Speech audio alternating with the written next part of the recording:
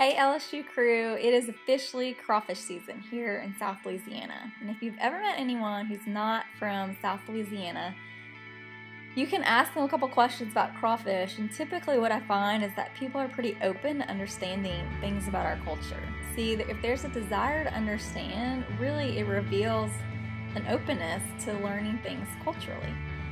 And if you're like me and you're from South Louisiana, you love teaching people things about our culture. You want to throw a crawfish bowl. You want to teach them how to peel their first crawfish. And we see that the same is true spiritually speaking. Really, the desire to understand reveals a spiritual openness. And this is demonstrated even in Acts chapter 8 when Philip encounters a man on a chariot, and that man is reading from the prophet Isaiah. And Philip asks a simple question, do you understand what you're reading? And the guy says, no, how can I understand unless someone explains it to me? And he invites Philip to come and sit with him and explain what he's reading. This man was spiritually open, and Philip learned that just by asking a simple question. Do you understand what you're reading?